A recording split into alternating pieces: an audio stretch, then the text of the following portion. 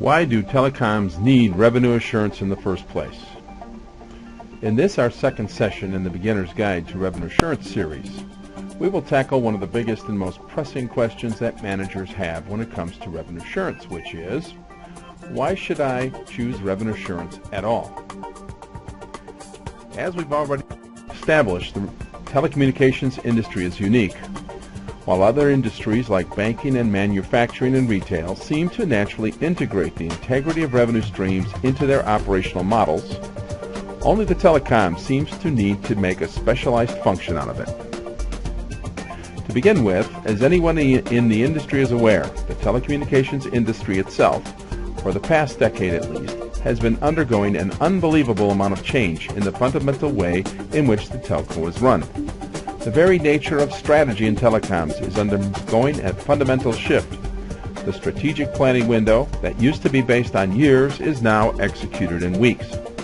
Reassessment, re-rationalization, and realignment of strategies change overnight. The very definition of profit is constantly open for review. So what's been happening? Well, change and uncertainty are epidemic. New technologies, erratic markets, cutthroat competition, and hypersensitive investors are causing telecoms to find that more and more they need a special breed of revenue champion on their teams in order to keep that incredible rate of change. And that special breed is the revenue assurance professional.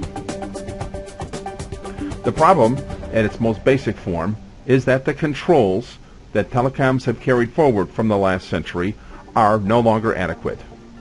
Whereas the CEO's major focus is on margins, marketing, and new products, what they're finding is that the controls and finance mechanisms that they have in place are not up to the task.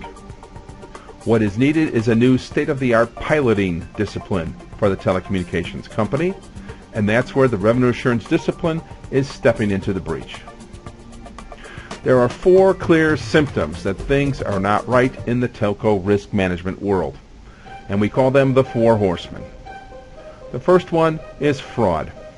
Telecommunications companies are suffering an incredible amount of fraud exposure over the past several years. The professionalization of phreaking, which is the hacking of telephone systems, corporate cyber fraud, and the professionalization of partnerships in telecoms make telecoms more subject to fraud than ever before. At the same time, marketing seems to be out of control. We call it marketing madness. Promotions are launched with no clear guarantee of positive margin, and when marketing is involved, nobody's sure what's going on and whether things are profitable or not. As if that wasn't bad enough, promotions and products that look like they're going to make you money in the short term often turn into margin massacres. Things that look like they were going to make you money but turned out to have a very negative return on investment. Interconnect, roaming, subsidies, partnerships, VNOs, all of these new business models create the capability for possible margin massacre. And finally, the classic case for telecommunications company, what we call leakage or operational oops. Millions of dollars earned and then thrown away because operational systems or organizations fail to do what they're supposed to do at the right time.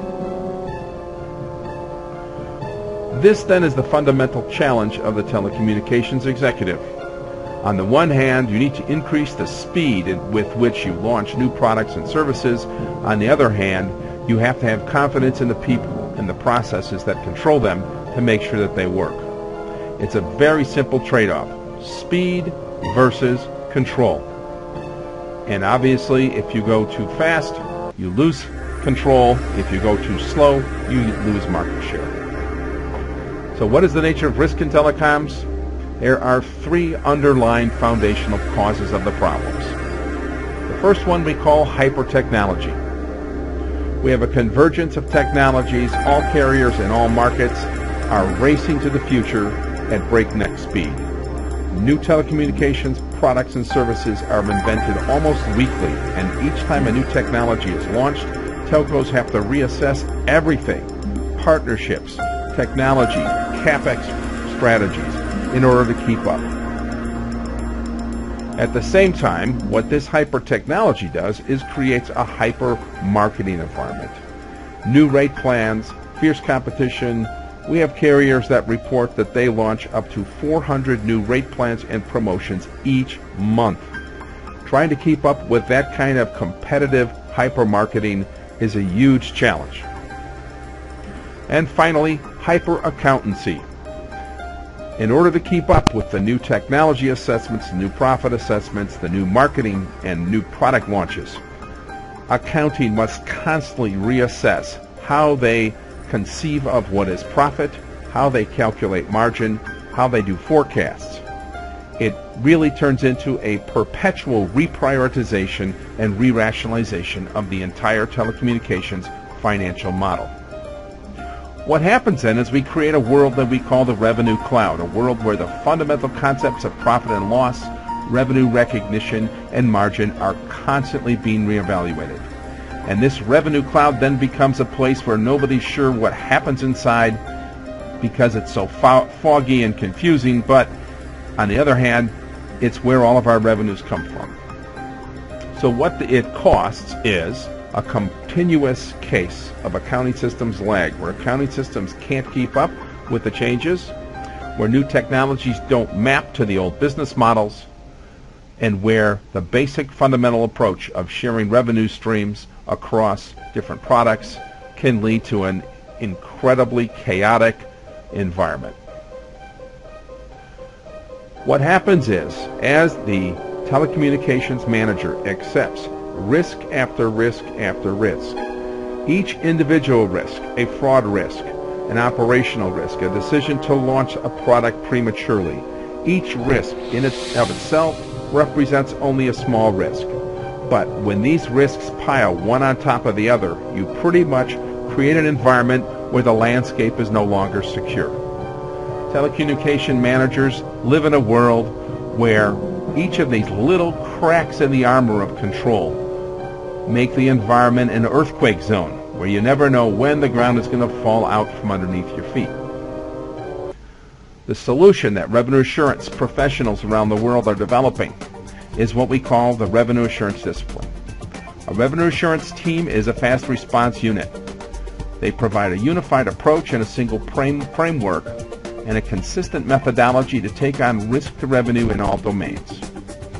Revenue assurance makes risk measurable, and the key drivers for the revenue assurance professional are priority, making sure that they attack the biggest risks first, rationalization, making sure that every approach to a leakage or a risk to revenue gives a good return on investment, and finally, consensus, making sure the solutions make sense for everybody involved. So there are four dimensions, four disciplines involved in revenue assurance: revenue operations assurance, revenue accounting assurance, margin assurance, and market assurance. Let's look at each of these in a little more detail. Revenue operations assurance. This is the fundamental old school world of revenue assurance, the leakage management guys. The job of revenue operations assurance is to show the manager in a transparent and proactive way, first of all, where the risks to revenue are.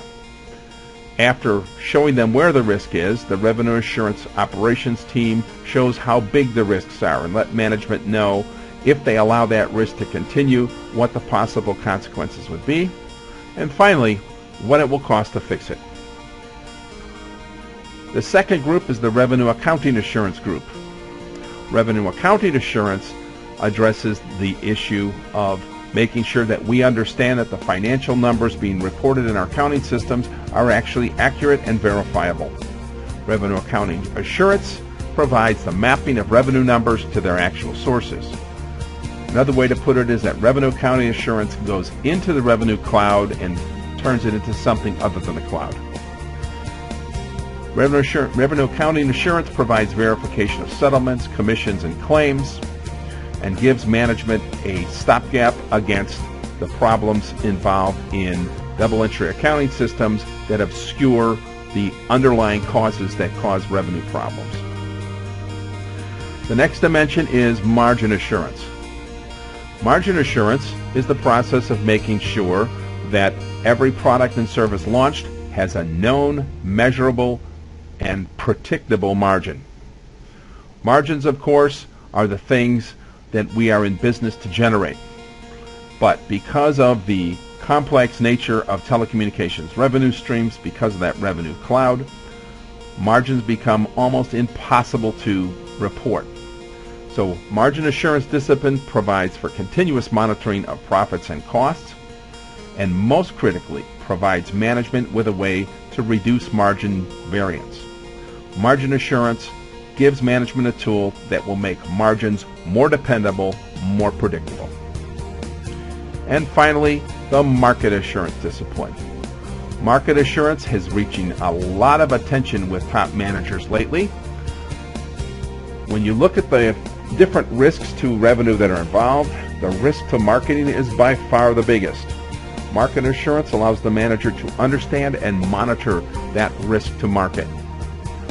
It turns the process of marketing from a voodoo guessing game to a game of hard revenue numbers, hard risk numbers, and a set of marketing controls that put management back in control. So, the revenue assurance discipline gives management, first and foremost, a checklist that allows management to be sure that all the things that should be checked are being checked by the right people at the right time.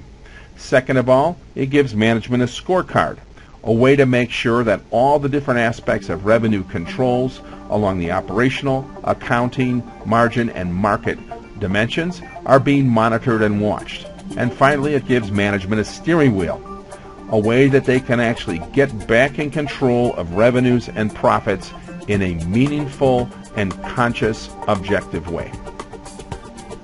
The revenue assurance discipline provides management with the ability to consolidate and standardize these operations and put all of the revenue-related risks on the same set of dimensions. In our next presentation, we will be discussing the issue of how. Assuming that we've convinced you that revenue assurance is of value to the telecommunications manager, the issue is, how does the revenue assurance manager actually accomplish those objectives? So that's about enough for this time. Until next time, this is Rob Madison saying, be safe.